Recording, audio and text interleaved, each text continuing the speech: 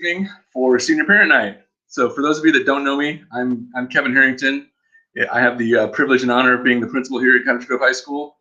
And tonight you'll be getting an overview of what to expect for your students' senior year. Before we get started, I'd like to cover just some general information. So if you could please keep your microphone muted throughout the meeting. We are recording this evening so that we can post this for people who couldn't attend live. And the camera jumps to any sound. So if you cue your mic, it'll jump to you. So if you don't want to be posted on the webpage, make sure you keep your microphone muted, please. And then please use the chat feature for any questions you might have. So it's in the top right-hand corner of your screen. It looks like a little balloon, like you would see in a cartoon, or a little thought bubble. So you can just press on that and you can type your questions in there. Next, I'd like to thank our counselors, Mrs. Vicki Evans and Mr. Rex Basting, and our college and career guru, Ms. Lacey Guest. They'll be taking you through information this evening. And lastly, before we begin, I'd like to introduce the rest of the administrative team. So Assistant Principal, Mr. Chris Wells. So Chris, if you could cue your mic and say something so they can see you. Hi, I'm Chris Wells. I think this is the start of my 17th year at Cottage Grove High School. I see a lot of faces I know and all the people here. Thank you guys for trusting us with your kids, and it's nice to see them finally up here as seniors. Thanks, Chris. And then Mrs. Tammy Sandifer, she's new to the team this year. Hi, I'm Mrs. Sandifer, and I am new this year, and I'm another friendly face that is here to serve you, and I'm going to piggyback off Chris. Thank you for trusting us with your kids. We're really glad to have them. And last but certainly not least, our AD/assistant principal, so our athletic director and assistant principal, Mr. Matt Myers. Good evening. As Kevin said, Matt Myers. It's my second year at the high school. It's my 16th year in education, and just thanks a bunch for being here. I know it's right around dinner time, and appreciate you carving out a few minutes to share your evening with us. Hopefully, I think you're going to get a lot of good information tonight. So the way to work this evening is I'm going to just kind of moderate the chat, and we're going to turn it over to Vicki and Rex and Lacey to walk us through the rest of the presentation.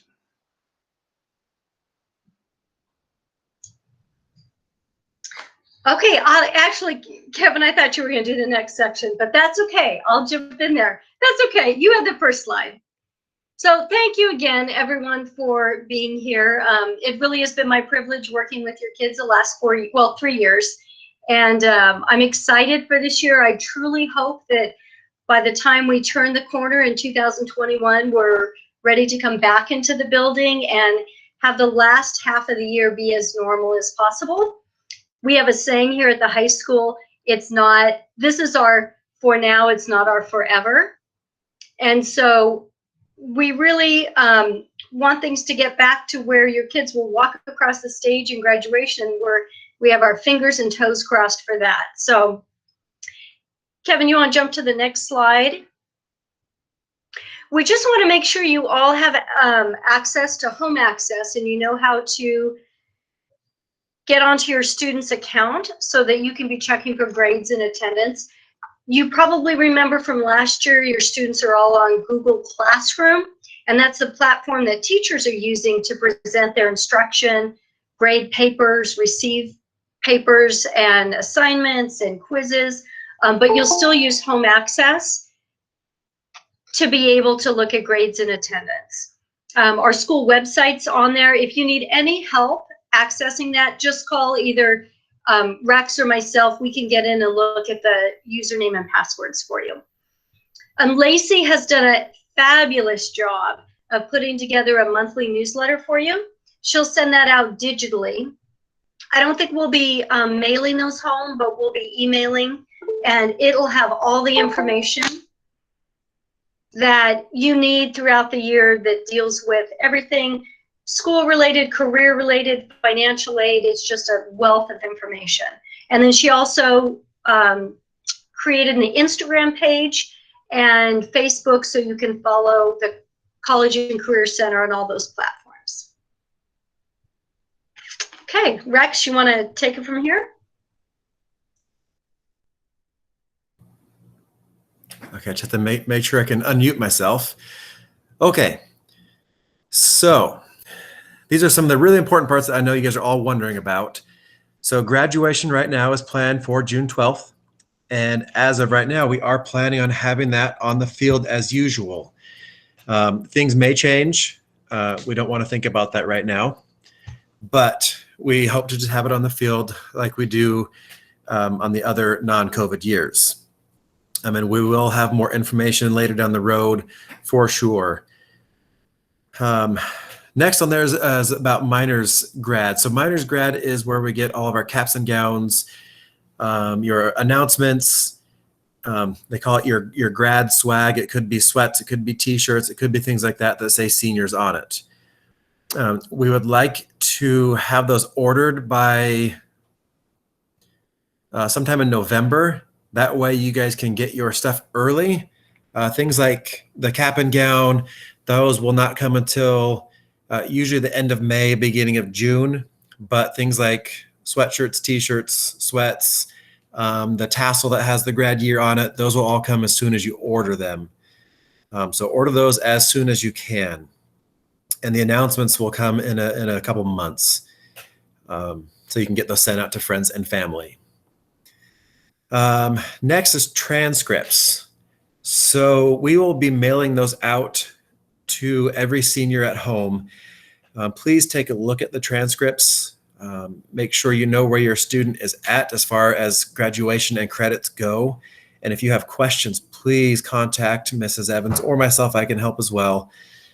And if you need a transcript, a PDF copy of a transcript to send to a school for a scholarship or anything else like that, please email Vicki Evans or myself, and we can download that and send it to you. If you've had an address change or a phone number change or even an email change, please let us know that as well. And send those emails to Tina Crivello, and the email address is listed right there. And that's really important for us to get a hold of you with important graduation information as well. The first progress report, it will come out October 21st. You can check your students' grades on Home Access Center. That should be open now for viewing. It may not be updated as of yet since your students have only had Thursday and Friday of class so far, but it will be updated like it was previously, about one every week or every other week. The parent-teacher conferences, we are going to have those on October 28th and 29th. So those, again, will look a little bit different. They will be virtual. There will be an email that gets sent out on how to sign up for those. It will be through Google Calendar. On the Wednesday, it will be from 2:30 to 8. And Wednesday, it will be, on Wednesday, it'll be 2:30 to 8. And Thursday, it'll be 3:30 to 8. So you'll get a link. You can sign up for those on Google Calendar with a specific time that you can meet with those teachers. So keep an eye out for that.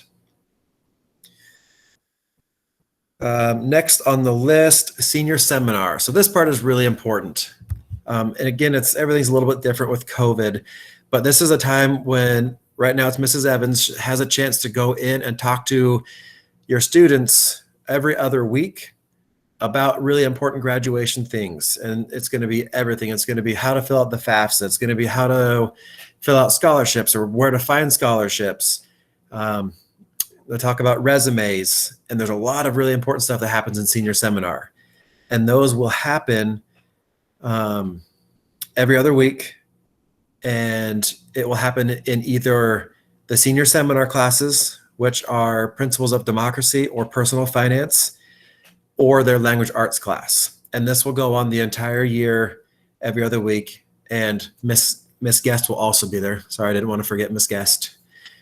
They'll both be there all year long to answer any questions you or your student have about graduation, about scholarships, about applying for colleges and things like that. So it's really important that your students make it to senior seminar. The credits. So we are still requiring 75 credits to graduate. That has not changed. but this year it has changed that students do not need the SBAC testing and they don't have to complete the senior project. So I know a lot of students are probably bummed about that. They don't have to give a speech in front of the teachers and be graded on it. But that has been suspended for this year for all seniors. And then just before we transition, a couple of questions in the chat. Looks like Ms. Guest will be sending out the first newsletter tomorrow. So look in your email for that. And if you don't receive it, go ahead and send her a remind text or an email. And then for ordering from Miners, just go on the Miners website and it will ask you to identify which school you attend. And then Natalie has a question about FAFSA that I think we'll get to a little bit later. Okay, so the next section, I'm just going to go over briefly your current class schedule. So it's really important for seniors to keep that academic rigor throughout this year. And many students don't know yet what their plans are. They're not sure if they may be going on to a 2-year school, a 4-year school, military. For any of those programs, as well as apprenticeship programs, it's just really important for them to keep their classes. The other situation we have this year that students won't be able to make changes within their 4 classes, at least for this term, is we do have to keep them within the same cohorts. So if we do end up coming back in the building at some point, we want to make sure that students are with that same small group and they have to stay within that pod. So I know some students have asked about possible changes. Term 2, it will be a little bit easier as long as we can, again, keep them in that same cohort. SAT scores. It's interesting that you juniors, a lot of you were signed up on March 14th to take the SAT test when we closed school on the 13th, Friday the 13th. And so schools are no longer requiring or even asking for SAT scores for admission. And those scholarships that in the past always asked for SAT scores are no longer asking for them. We are not offering the SAT test here. And as far as I know, nobody in the area either is offering. So that's one more thing you can kind of take off your plate and not worry about those scores.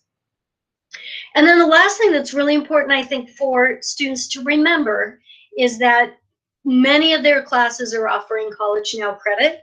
And it might be a class like Spanish 3-4 or pre-calculus or medical terminology, but it also could be a computer tech class, could be advanced engineering, drafting.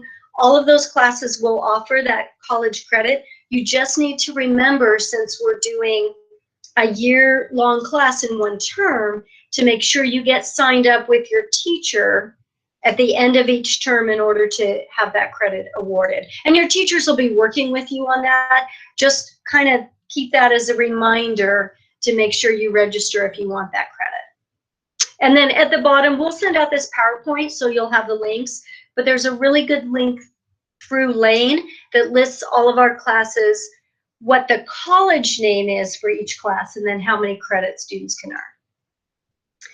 And yeah. We did have a question in the chat that what if the scholarship is still asking for the SAT scores? What should students do? So if it is, would you shoot me a quick email? Let me know what scholarship it is. I just want to be on top of that. And then I'll be reaching out to at least all of our local organizations because I want them to understand why the SAT isn't going to be given and why you guys haven't had the opportunity to take it. So I'll make sure I do that locally, but if you know of a scholarship right now, just reach out to me and I'll check that out for you.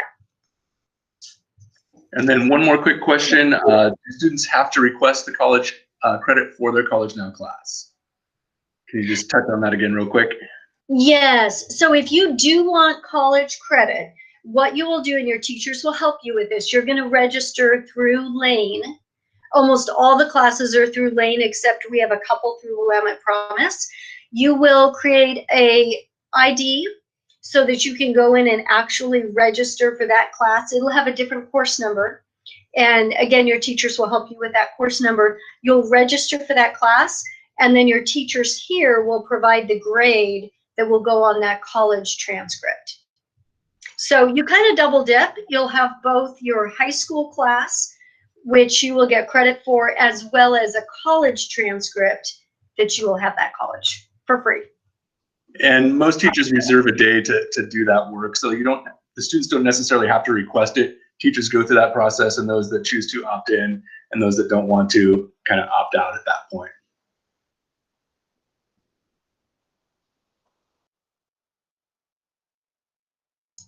Okay, Lacey, you're up. I'm trying to unmute my microphone. Sorry.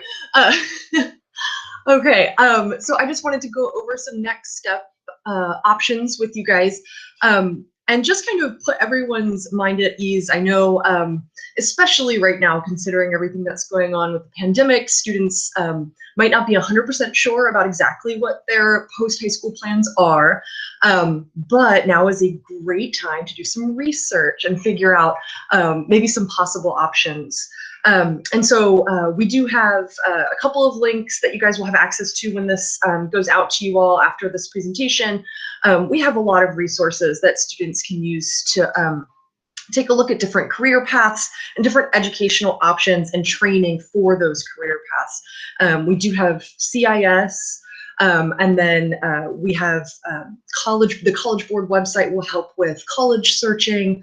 All of that is available to the students for free. So whether they are looking at trade schools, apprenticeships, a community college, a four-year university, or the military, all of these options are going to require a plan. My favorite thing to tell students is regardless of what you're going to do after you graduate, you will have to apply for it. You don't just get to say, I'm going to be a Marine, and poof, you're a Marine. You don't just get to say, I'm going to be an apprentice, and you're magically an apprentice. There is an application process, and that requires a little bit of planning. And we are here to help with that, and we also have some resources for you guys. Throughout the year, you as parents, as well as your students, are welcome to join us for a few different virtual events. They will be virtual for the foreseeable future, but I do have college admissions counselors virtually dropping in to talk to Cottage Grove High School students about financial aid and campus culture, the application for admissions process.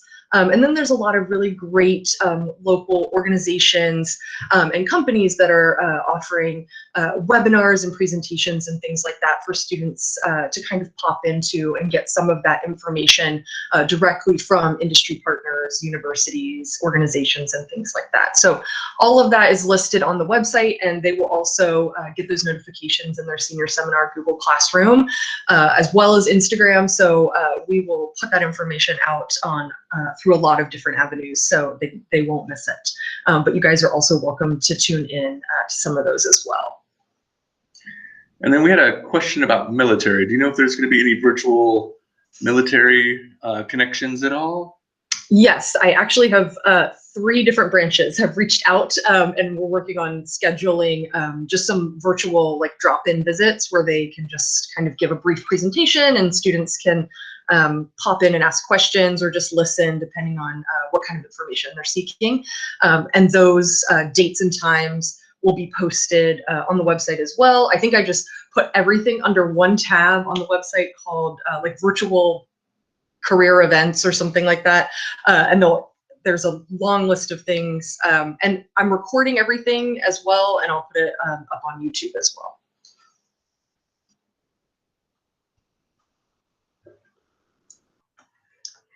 So financial aid, that can be really, really scary and overwhelming, I think, for parents. So we're going to touch on that tonight, but I think it's easier to have one event just to talk about financial aid so that you as parents or students can get your individual questions answered as well. But when we talk about financial aid, we're talking about all of those things that help students be able to go on to their next steps, whether it's loans, grants, scholarships, institutional money, local scholarships. So we will have a financial aid night on October 28th, so the end of this month. We'll do it virtually again. And we'll probably have somebody, we usually have somebody from U of O. They've got a great PowerPoint and presentation that's really clear and concise. And they also are kind of the experts as parents have questions. So we'll probably have somebody come in and give that presentation for us. And then a couple things that I wanted to mention around financial aid, because again, we throw so many terms at you. I think it takes a little while to get comfortable and familiar with what we're talking about with that. If you have students that are considering going out of state, and I know right now, and I've talked to students about this, many of them are totally unsure of what they want to do, which is absolutely okay. We do not expect all seniors to have their plan in place right now, but we do want them to start thinking about it, using the Career Center as a resource, watching videos, doing little job shadows or virtual tours, things to start getting that exposure. And if your student is thinking about out-of-state schools, one thing you might want to jump on right away is something called the Western Undergraduate Exchange. And that's a program for countries kind of on the western side of the United States. It includes Hawaii and I believe Alaska, where students can go out of state depending upon what program they want to go into, but they don't end up paying out of state tuition. So just something to maybe look at right off the bat. Some other programs that really help with finances, U of O has something called Pathway Oregon. That is based on parents' income and students' GPA, but that helps pay for the entire tuition for 4 years. So we've had students maybe live at home the first year and basically have that year paid for. Sometimes they may want to live at home a couple years because it is renewable, but that's a great way to offset that cost of school. Other schools have similar programs, OSU, Portland, State Western, they have other similar programs. Kind of the gatekeeper for all financial aid is what we call the FAFSA or ORSA. And those are two terms for an application that students and parents fill out now. It was open October 1st. So it now can be open. Parents can fill that out. Those applications then, once they're processed, are sent to the schools where students want to go. And that's how they begin finding out what they might be eligible as far as dollars.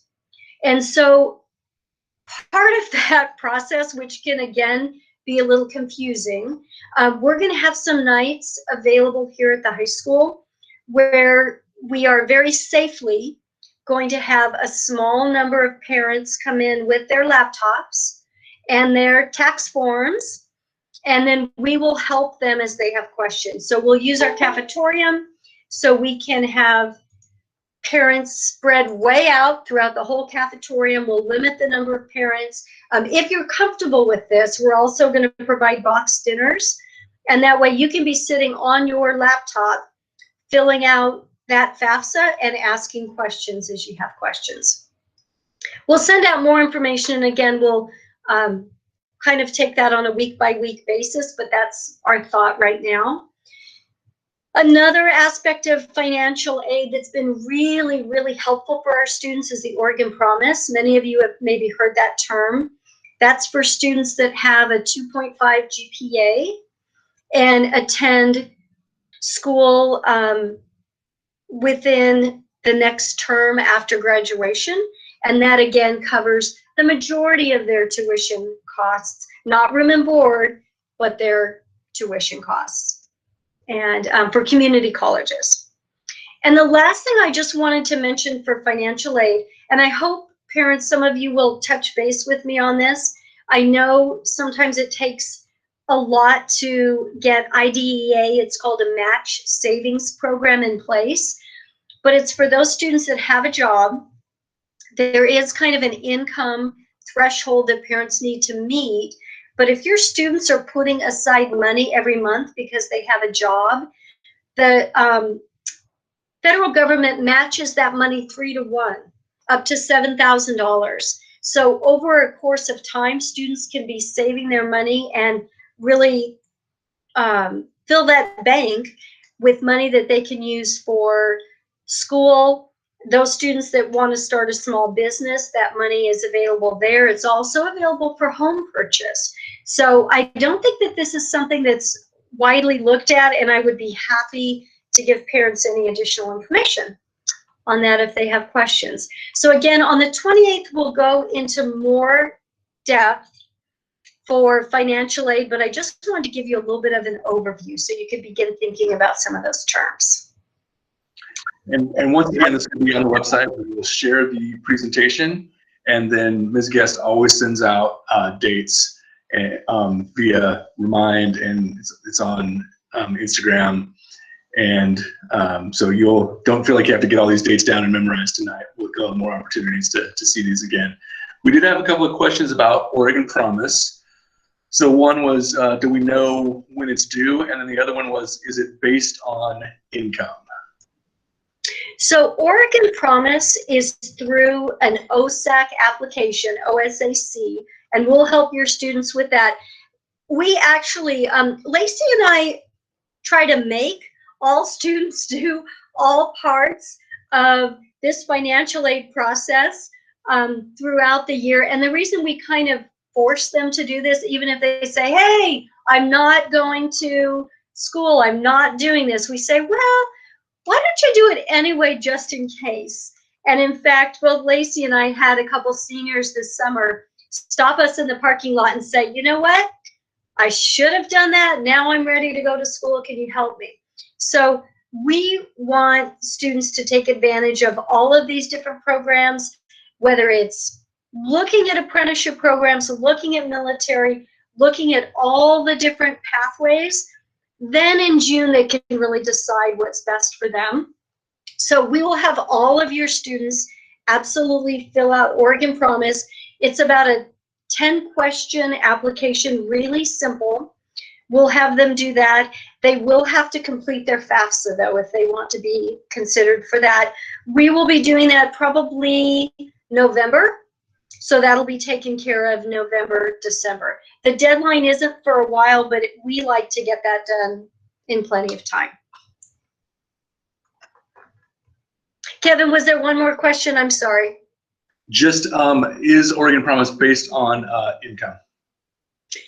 That is a really good question. From year to year, it changes, and sometimes it changes in the summer. So I hate to give that vague of an answer, but sometimes it will be based on parents' income, but it's a sliding scale, and we never know that right away. But normally, the majority of families are offered some financial aid through that.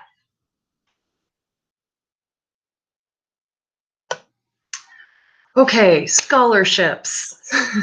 So we're just going to talk a little bit more about financial aid. Usually when I go into classrooms, I like to bring candy or some kind of like game, because I know financial aid isn't the most exciting thing to talk about. I love talking about it, but I know the students don't always. But as parents, you might be a little more interested. So we do have a couple of different options for students to search for reputable scholarships. So Mrs. Evans has a super long list of scholarships, and then I spent some time this summer adding to that list. So we have compiled what I like to refer to as the terrifyingly long list of scholarships. They are all legitimate, the links are provided, and it's sorted by date that they're due. This is available on the website. There's over 200 of them. To make it a little easier, I have tabs at the bottom for students who want to search for specific kinds of scholarships. You can just click on the information at the bottom. It'll also be on the Google Classroom as well. CIS is a great place to look for scholarships as well. And again, students all have access to this for free. And they should know their username and password. If they don't, they can reset it. And they can access the link through the Cottage Grove High School website. We also have a few other resources on the Cottage Grove High School website under financial aid tab. I can drop the link in the chat in just a moment. And you guys will be able to see kind of a whole host of information about scholarships and financial aid there. And then the college website that the student plans to attend or is interested in attending, whether that be Lane Community College, whether that be Yale, whether that be the Springfield Welding School, all of these schools will have information about scholarships that they give out on their websites. That's always a good place to check for scholarship information as well. We will be working with students in senior SEM starting in January on local scholarships. Every year, the Cottage Grove community gives away hundreds of thousands of dollars to Cottage Grove High School seniors. And so considering that most scholarship students apply for, just national and even statewide, they're competing against sometimes thousands of people for that money. The local scholarships are just a better gamble. Applying for those, they're just, I mean, really, it's just for Cottage Grove High School students. So I definitely recommend students spending some quality time filling out local scholarships when we have those come up after winter break. And then application components, I've been getting a lot of questions from students about parts of scholarship applications. I know Vicki touched on some of these already with regard to like SAT scores and things like that. But what will remain this year are usually like a resume or an activity chart, and we will walk them through that in senior seminar. If they're doing what they're supposed to be doing in class, they will be set for their scholarship applications. We do have templates that they can use, so it should be a pretty painless process. It's just a matter of remembering everything that they did outside of the classroom throughout their high school career. Personal statements are going to be really important this year. I don't like the term essay. It tends to scare students. It's a really strong word. Usually personal statements are somewhere between 150 and maybe 300 words. They're very, very short. And so students need to be concise and it needs to be impactful. I recommend having an adult that they trust read them, proofread their personal statements with the students.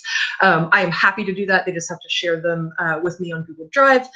They can also enlist the help of a teacher, parent, guardian, some other trusted adult, but they should not turn in a personal statement that hasn't been proofread. And the last one is letters of recommendation. Usually we tell students to give a teacher plenty of time to write a letter. If they're going to request that a teacher write a letter of recommendation for them, don't wait until the day before. That is not what adults consider plenty of time. And so usually I say give them a couple of weeks so that they have time to write a really great letter of recommendation.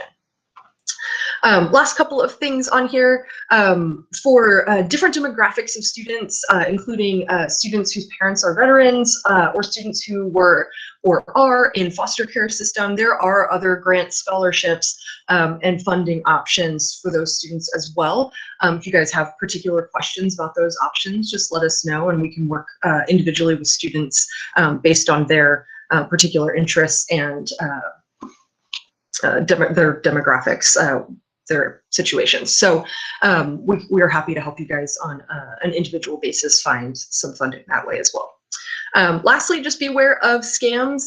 There are a million scholarship databases out there, and at least half of them are going to ask for information that they don't need. You should never have to pay for a scholarship. You should never have to pay for a scholarship search engine.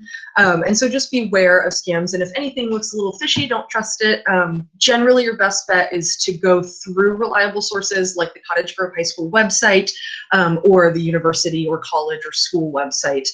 Those are more reputable avenues for finding scholarships that won't ask for too much information or money. Thank you, Lacey. And then just a couple of questions. So just to reiterate, this recording will be posted on the Cottage Grove website. And then also the slide deck will be available for students on the Google Classroom.